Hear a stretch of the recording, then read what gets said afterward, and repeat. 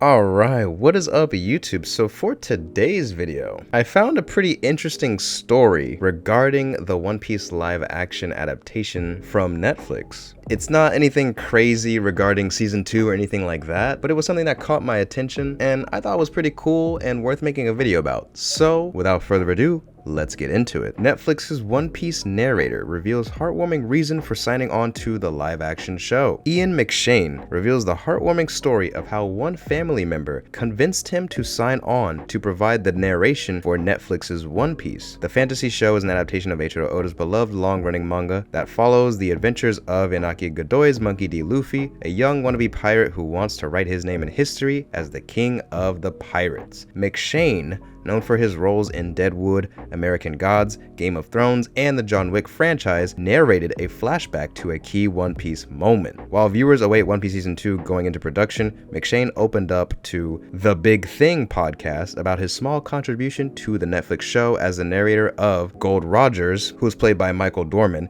Kyushin, and the starting shot of the Age of Piracy. While McShane was unfamiliar with the world of the manga when he received the casting call, his youngest grandson explained the franchise to him, giving him an appreciation for its evolution. And then McShane said, quote, "I tell you, I only knew about One Piece because one day I got a call and they said, 'Why don't you do this?' I thought about the people I had, and with my youngest grandson, I phoned him, I called him and asked, 'Do you know about this show?' He went, 'Granddad, I've been watching this show since I was a kid.' He said it started off as a manga, then anime, and now it's here. He said it's great." So yeah, that's pretty much it for the story of the article. I just thought it was kind of cool. When I first saw it, I thought it was talking about how he was like the original voice actor or voice narrator for the One Piece anime dub, but I guess that's actually not the case. It's just that this Ian McShane guy is, pretty big in Hollywood.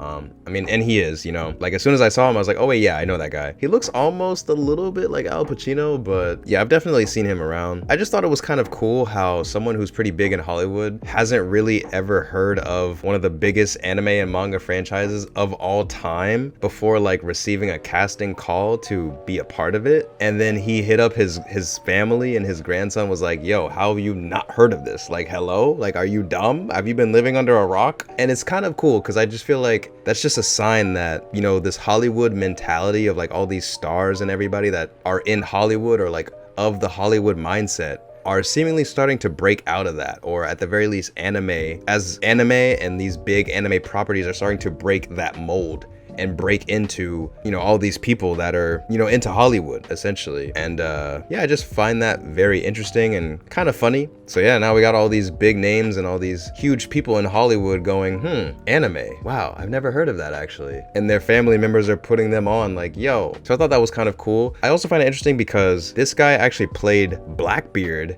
in Pirates of the Caribbean 2, and now that he's already part of the One Piece live action show, could potentially see him play another role, not just the narrator. But hey, maybe he'll play Blackbeard in the One Piece live action too. I doubt that. It's probably not gonna happen, but I do think he might have another role other than just the narrator. But at the very least, I think he will continue to play the narrator because I do think now that his grandson put him on to One Piece, I think he's gonna be hooked.